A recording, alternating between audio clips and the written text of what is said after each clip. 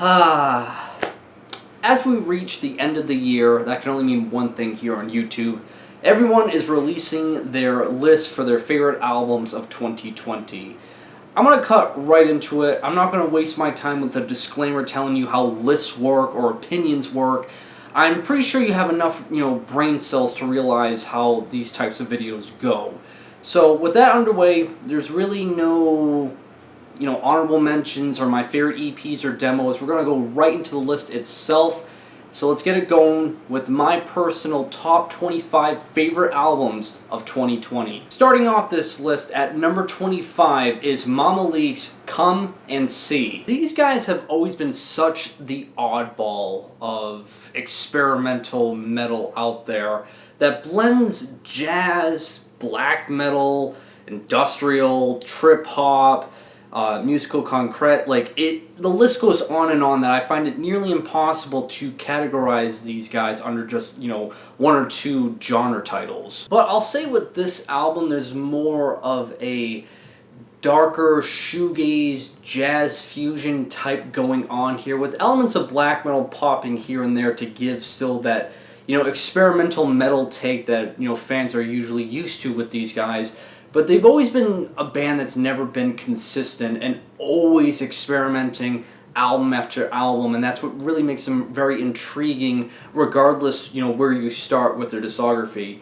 And though this album is quite the difficult pill to swallow, as it's nothing you're going to be that familiar with, it's still a really unique and very creative blend of styles that you really don't come across all that much, that Mamalik has really kind of just found their own unique, weird, trippy sound that I think is definitely worth checking out if you like just experimental music of any kind. At number 24 is the sophomore album by Contrastic, Mammon. Let me start off by saying, holy shit, a new Contrastic album, as their debut came out 20 years ago, which was an incredible grindcore album, and I think really something that pushed the boundaries of what really people thought the genre could do, blending all these weird and wacky, zany ideas of funk and electronics, and even nu metal to some degree, that just felt so otherworldly and different that really I didn't think anyone at the time really thought was capable of being done within the subgenre. As for the follow-up right here, they do carry out most of the ideas from the previous album,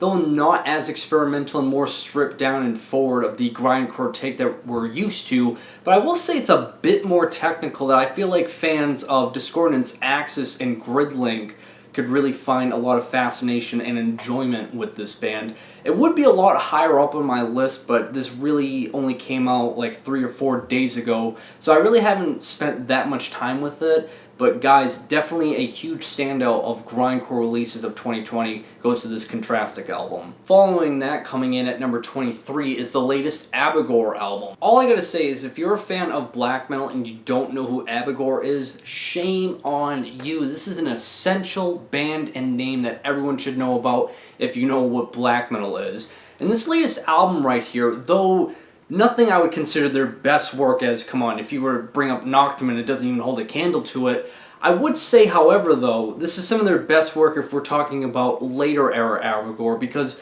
there was a point during like the mid-2000s and late 90s where their quality did dip a bit as they started kind of experimenting with their sound and not bringing that traditional and vicious style that really they made all their own in their early beginnings. I guess for me what makes this album so good for, later era Abagore is they're really trying to bring forth all the old ideas that they presented, making a more traditional Abagore sound that, again, is nothing new, it's nothing really testing the waters, it's really not challenging the listener of stuff they've never done, but just making Abagore fans, I feel like, more familiar with what we kind of want from them. And this album presents all their old ideas as, the vicious dual-wield guitars are going to come forth, Selenius' savage vocals are just going to tear through everything, and the keyboard segments on here do give off like somewhat of a symphonic edge to it, to kind of blend the riffs and keyboards together in a very melodic way. Overall, just solid stuff by Abagore, and yes, just like the Contrastic album I talked about earlier, this album I believe only came out like 2 weeks ago, so I really haven't had that much time to really enjoy this album. But once again, another great album of 2020 releases, especially in the black metal category. At number 22 will be Igor's latest album, Spirituality and Distortion. Ever since Igor has been signed to Metal Blade, I do feel like the quality of the project has dipped down a little bit, because Igor's always been considered such an abnormal musical project, of blending breakcore and all this wacky, zany, crazy experimentation, that the most normal thing about this band, funny enough, is the extreme metal moments you'll find with each album. However, I will say with Spirituality and Independence, for the most part, the wacky, zany, breakcore experimentation is utilized more frequently on this album. And though there are some of the occasional kind of like basic metal stuff that does kind of ruin the flow of it, there are other moments on here that obviously utilize a lot more of a death metal aspect, but still bring all these kind of like glitch and electronic segments still to shake things up and showcase the fact that this project is far from over of having weird, crazy, and creative ideas. I'll just leave it at, though this isn't the project's best work by a long shot, it's definitely a huge improvement from the previous album. At number 21 is going to be Ulcerate, Stare into Death and Be Still. New Zealand technical death metal titans return to us with a new offering right here. And it's not the traditional modern day technical death metal that we're used to, of the over flashy noodly guitars that gets really annoying and lacks substance for the most part. Ulcerate has a more dissonant and earth-shattering take on this subgenre. As per usual with Ulcerate albums, this album is just layered in a very thick, dense atmosphere that makes these riffs all the more suffocating and mammoth-like with their execution. And though at times this album does kind of deviate a bit off track with some, interludes of slower parts that kind of ruins the pace at some points, I do still feel like when the album hits with their aggressive moments, it still hits as hard as any other previous work by Ulcerate. That I feel like if you're a Gorguts fan, you'll have no excuse whatsoever to enjoy the overall musicianship by Ulcerate. Breaking the top 20 now, coming in at number 20 is the sophomore full-length by Obscura. No, don't worry guys, I'm not going to smother this band with just compliments like I did before.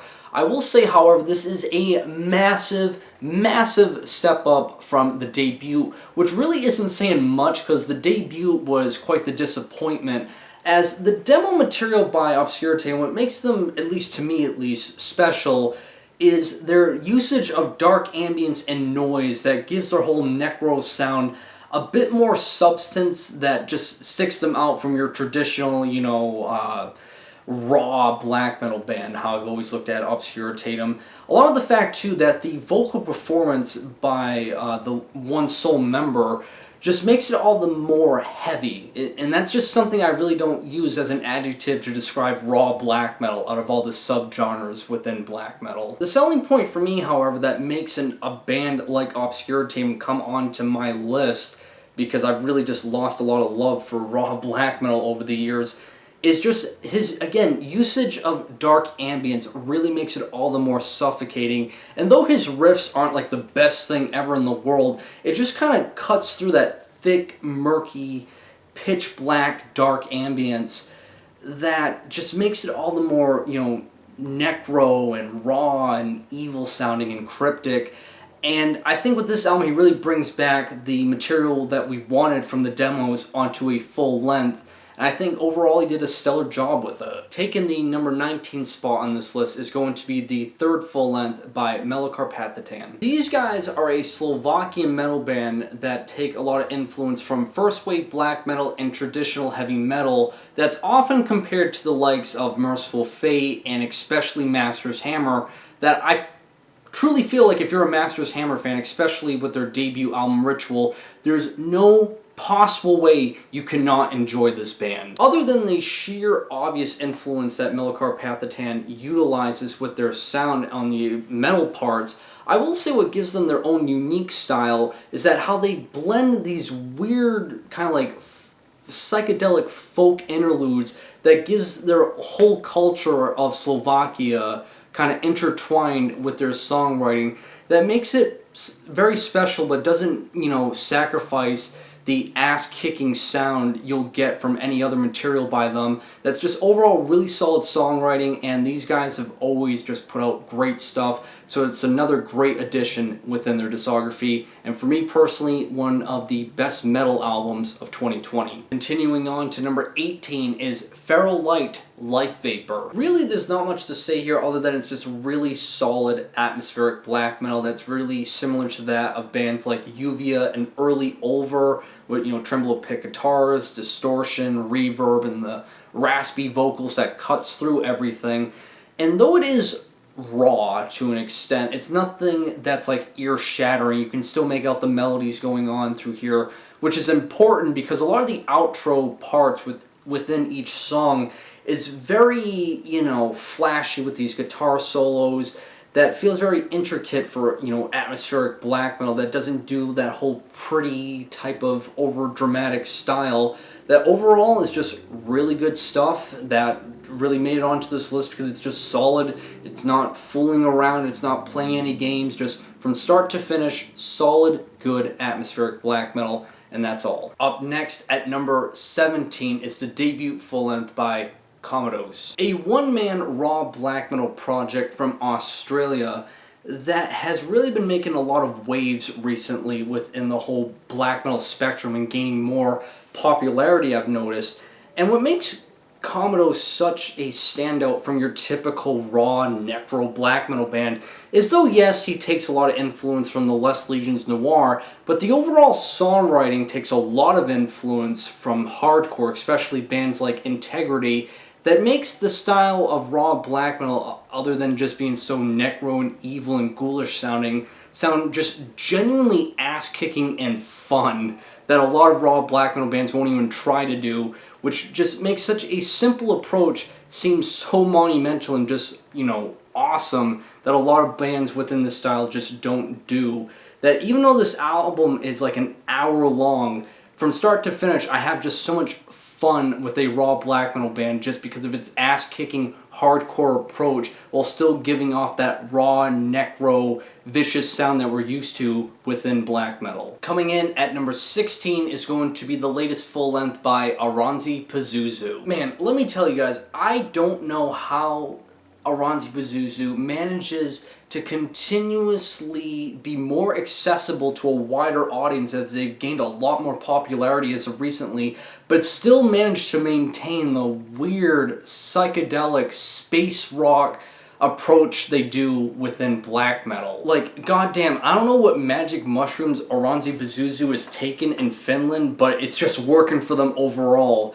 And though, you know, the blends of psychedelic and black metal aren't really anything that new, as other bands have done it previously, like, you know, A Forest of Stars and Knock Mystium, what makes Oranzy Pazuzu just such more of a standout from them is it seems like no matter how weird and trippy they go with the style, it doesn't sacrifice like the overall writing. If anything, this is one of their best albums, and it's the most accessible it's ever sounded. It's still melodic, it's still got the overall black metal sound, but it's just like there's all these different transitions and textures and sounds and, you know, layers upon layers of like psychedelic and melodies and keyboards. Just there's a lot of just extra bells and whistles going on with this band, but nothing feels too overblown or pretentious or kind of feels drawn out. Just every little bit of it feels creative, it feels refreshing, it feels overall, again,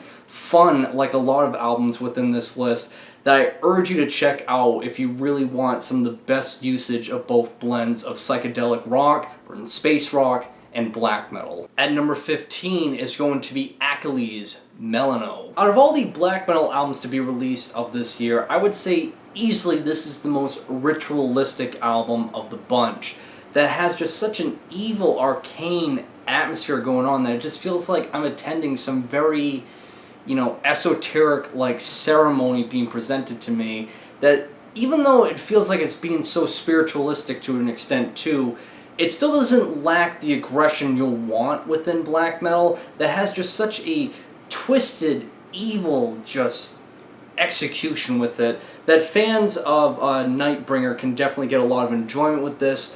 obviously because one of the members of Nightbringer is the sole member of Accolades, that just feels a bit more artistic and a bit more meticulous with his overall writing. That still, again, like I stated, it doesn't sacrifice that aggression while still being creative. That's definitely a must listen if you're a black metal fan. Moving on to number 14, that's going to be Throat Breach, Humiliating Distortion. Throat Breach is a death grind band that does it in the harshest of ways that a lot of other bands, I think, kind of like lacked nowadays.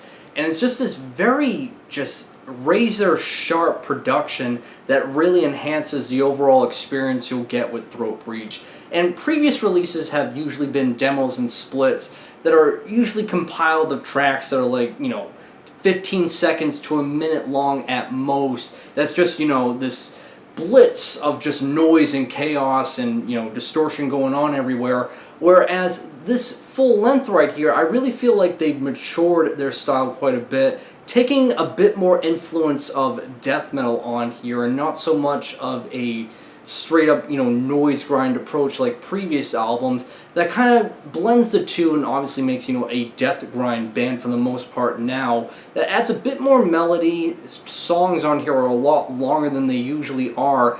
That just showcases they're a lot more than just, a quick blitz of noise and then it cuts. Really, to me, this is like what I really want within death grind. That is just so ear-piercing, so ferocious from start to finish, and just such a fun listen that I urge you to check out if you're a fan of both death metal and grindcore. At number 13 is going to be the latest full length by Reverend Ib Malak. Out of all the extreme metal albums of 2020, this is the most boundary pushing, I would say.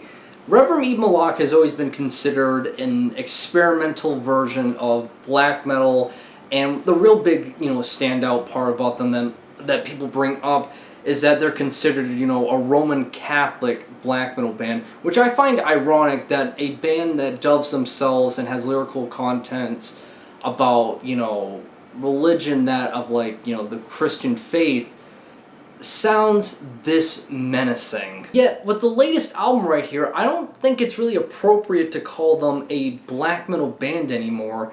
They've submerged so much of their sound within electronics and industrial that calling them just a black metal band seems almost like an insult now, as I think it's nearly impossible to stamp just one genre tag on them and call it a day. It's like a very electronic-driven experimental black metal band now, as I think is what they're trying to do. That's very intriguing and very enticing for an album that runs 90 minutes long.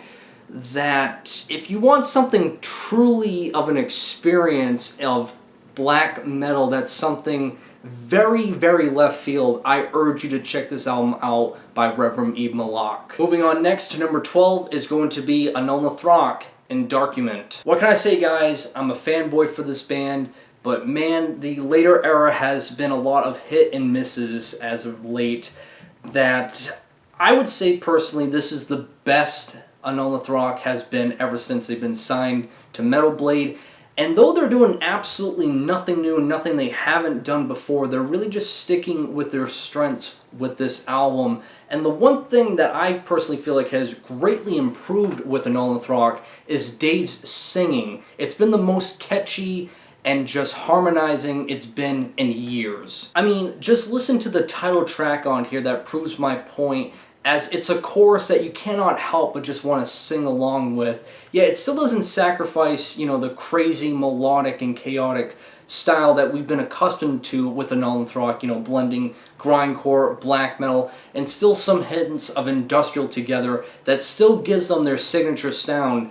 That, if you're an Anul Nathrak fan, I really find it nearly impossible not to enjoy this album. Up next at number 11 is going to be Choir Boy, Gathering Swan. Salt Lake City, Utah-based dream pop group that I've listened to this album dozens and dozens of times. Tracks on here like Toxic Eye, It's Over, and Nights Like This have such a bittersweet heartbreak, just overall songwriting approach with it, that just feels so blissful and pure and just full of nostalgia and heartbreak that I just find so addicting to listen to of an album. It's just something that I don't care if it's considered weak, 'cause I know this is quite the curveball out of everything else I've talked about on this list. As I've been talking about extreme metal, it seems like non-stop, and we come to a dream pop album ranking up this high, but goddamn guys, seriously, this album is so goddamn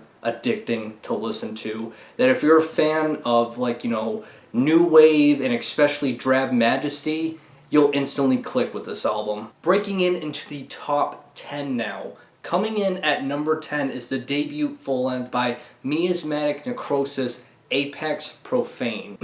My god, guys, this is gore grind in the most unadulterated way possible, with no filler, no bullshit, no, you know, antics, no gimmicks, just straightforward, grotesque, bloodthirsty gore grind from start to finish of its 20-minute runtime. For me personally, this is the death metal album of the year, because this album just hits so goddamn hard, like a ton of bricks, just consistently just pummeling you through the earth, basically. And I guess another thing that I found a lot of enjoyment for me personally with this album is that at times it reminds me a bit of, you know, cock and ball torture, but just way faster, and still has those thick grooves to it that just makes it all the more, you know, derailing sounding. Just overall, if you want ass-kicking, straightforward gore grind in its purest form, you need to listen to this. At number 9 is going to be one of the 2 albums that were released by Cultifier, that being Moksha. I am aware that both albums came out during the same time, and it's considered a double album, but I'm just going to pick my favorite of the 2, and Moksha was my personal favorite, as Nirvana has more of the aggressive side to it, where Moksha has more of the traditional sound we're kind of becoming more accustomed to, what Cultifier, bringing in that kind of like Buddhist just overall aesthetic and just like Middle Eastern like style within their black metal approach that is deemed, you know, epic black metal, which seems very fitting for this band, as it's just very soaring and uplifting and insanely melodic, that you just can't help but be in awe at their writing overall. It's just a very powerful approach to black metal that really I've had just so much fun with this album, that is definitely a must listen. At number 8 is going to be Xenotaph, Monte Verita. The French do it better. Of course, a French black metal band had to make it some point within this list. And this is one of the earliest albums that I can remember that really impressed me enough of this year to do a review for, and still holds up compared to everything else that came out after it, as it's just really, really solid black metal, tremolo guitars, you know, thick, dense, you know, trance-inducing atmosphere that definitely takes a lot of influence from like second wave Norwegian bands, especially Burzum. If you enjoyed that, you'll have a lot of fun with this album and a lot of enjoyment with it. And at number 7 is going to be Rome, The Lone Furrow. It honestly to God blows my mind how consistent this project is. Like, I don't know how Jerome is able to do this, being on a consistent basis, nearly releasing an album almost every year, yet the quality and musicianship is still at this high tier approach, that he's become so prolific with this project in just a decade and a half's time,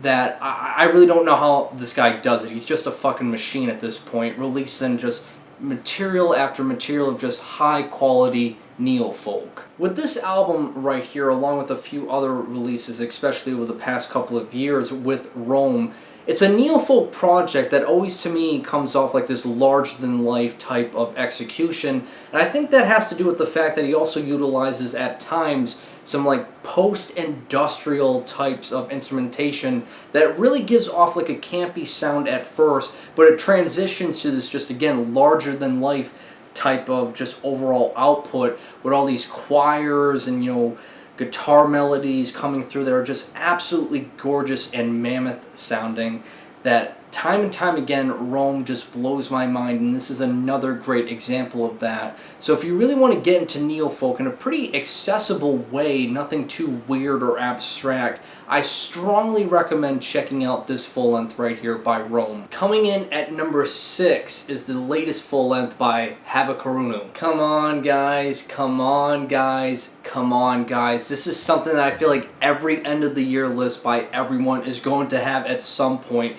because fans of black metal are absolutely loving this band right now, and people who typically don't enjoy black metal are finding a lot of fascination with this. That I think the real selling point for it is, yes, it is a black metal album, but a lot of the execution and songwriting within it expands far past just another typical run-of-the-mill black metal sound. There are moments on here that it becomes like just straight up traditional heavy metal. Then there'll be like these choirs and choruses come through that just make it feel so triumphant and grand. Like, it's black metal at its foundation, but there's just so many different little unique factors that pop up in and out within this album that truly makes it quite the experience. That if you haven't listened to this album, it's something you need to add to your to-do list. And easily, I don't care if I sound like the rest of the herd or a pack saying this, easily one of the absolute best black metal releases of 2020. From here, we have now reached the top 5. And man, this was quite the difficult decisions with some of these placements, but I'm really content with what I've chosen for each spot. So coming in at number 5 is the debut full-length by Xenotaph, Love and Beauty. From what I've heard from Xenotaph prior to this, I really didn't have such high expectations for it, because all the demos and EPs they've done as of yet are kind of like this psychedelic rock and somewhat of a black metal sound. Like, it's very odd. They've always been such an odd band, okay? But it's interesting nonetheless. But this full length right here, like, oh my fucking god, I was not expecting any of this to happen. Like, they became like a completely new, different band, and it's just absolutely incredible. Like, yes, there's still a bit of experimentation on here, there's still a bit of like psychedelic rock, there's still a bit of like ambient segments and all these kind of like, interludes that, will throw you off balance a bit, but the black metal parts on here are absolutely killer. Like, I really did not expect this to be this good. So it's easily the biggest surprise of 2020 for me, that it's creative, it's something very unique, and I feel as if now they're really finding their spot with their sound that they want. That if you want something that's quite the sleeper hit of 2020 of black metal releases, I urge you to check out this latest full length by Xenotaph. Following that, coming in at number 4 is going to be the sophomore album by Maiden Advail, Reassessment. Wow. And let me say it one more time. Wow, is this album freaking amazing. Like, please guys, please, please, please, out of everything on this list, I need you guys to check this out. Maiden Advail is an industrial project, but that's really selling it short exactly what this project specifically is, because the debut album is kind of like this nightclub take on like power electronics and industrial. Like, the debut is awesome.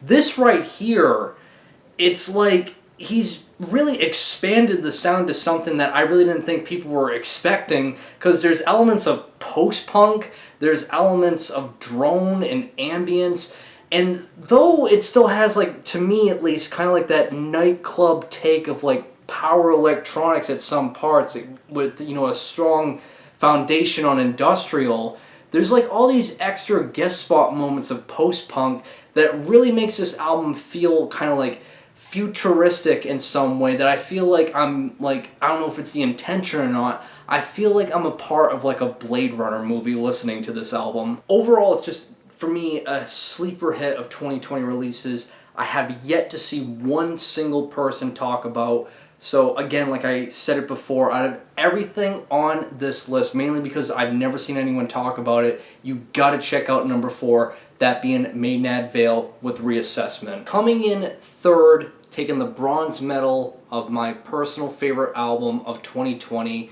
is going to be Diogen, The Endless Black Shadows of Abyss. These guys are a raw black metal band that have symphonic elements blended together, and on paper I really thought it wasn't possible to sound good. How are you going to have that raw, dismal, necro style of black metal and merge it with gleamy, glossy keyboards and symphonic elements? Like, that just doesn't seem like it's going to work. Yet somehow Diogen has made it work really damn well. Because on their own, just the standard, raw black metal sound is great. It's very melodic for the style and just written really well and very riff heavy. That doesn't feel so dismally raw that it just sounds like, just noise. It actually is written really well in terms of just riffs on their own. But the keyboard segments just enhance it to a whole new level and makes this album all the more cold, all the more enticing, all the more atmospheric, just all the more of everything you'll want with a black metal album. They nailed it on the head so damn well with their approach and execution on every little part that I found myself listening to this album over and over again. That for me personally, it's an easy statement for me to say, though a bold one, that this is the best black metal album of 2020. From there, we go to the silver medal, taking the second spot of my favorite albums of 2020. That's going to be Clipping with Visions of Bodies Being Burned. Clipping at this point are just really becoming like one of my all-time favorite music groups, just in music itself. They blend hip-hop, industrial, noise, and horrorcore together in a very edgy, dark way that, man, every little thing about them just feels so right and so goddamn awesome that I really don't know how they're able to release albums on such a consistent basis, as this is a sequel to an album that came out only a year ago, yet it still feels as if they put so much time and effort with this album, because the ideas here are just so unorthodox yet work and flow so damn well. On top of that as well, you have the MC of David Diggs that consistently just keeps improving himself so much. Just a phenomenal storyteller and narrative when it comes with all these songs that really gets enhanced all the more with the instrumentations and noise parts within this album that feels really thought out and doesn't rely so much on, improvisation and random, scratches and glitches to really drive the point home with their songwriting. Just overall, Clipping is just becoming better and better, and honest to God, this is the best album they've done as of yet. And that's quite the bold statement for me to say, because previous albums I've listened to countless times, but god damn, to make a noise hip-hop track just come off insanely rhythmic, insanely accessible, and just so goddamn addicting, I couldn't help but place it this high up in my personal favorite albums. And now it's time to unveil the album of the year, which really shouldn't be a shocker because I feel like I've spoiled it quite a bit within my videos. But taking number one, my favorite album of 2020, goes to Blood and Sun, Love and Ashes. This album, guys, I cannot stop listening to. Alright, before making this video, I had to listen to it one more time just to convince myself to not even doubt it for a second that this is the best album of 2020. This is really the only album I'd give a perfect 10 out of 10 out of everything I've heard of this year, that I just can't help but just re-fall in love with this album over and over again. That it's a blend of neo-folk and at times some type of like gothic rock influences at some points, that it's just so goddamn blissful that just I can't help but have such an emotional connection with this album, that it's full of heartbreak, love, adventure, and just simplistic storytelling that just feels so campy that I just get so, just mesmerized by all the instrumentation going on here, from the simplistic parts of just, vocals and acoustic guitars to the grandiose outros in some tracks that really just win me over so much. And easily for me, it has my personal favorite song I've heard of 2020, that being By What Road. The outro to that is easily some of the best music you'll hear of this year. Just from this album alone, I've become pretty much a die-hard fan of this project, and I know probably there's not going to be a follow-up anytime soon, as the previous album that came out like 6 years ago still had a lot of preparation and planning, and obviously songwriting with it. So whatever they may do in the future, whether this is like, just 2 full lengths and done, or they're going to release something in the next maybe 5+ years, I'm eagerly awaiting to see what this band will do. But until then, I am getting so much of my money's worth and time's worth with this album that if you want neofolk in a very just blissful, perfect way from my personal standpoint, you need to listen to Blood and Sun. Alright guys, that'll do it for my personal favorite albums of 2020. Really curious to know what were yours, so comment below and let me know.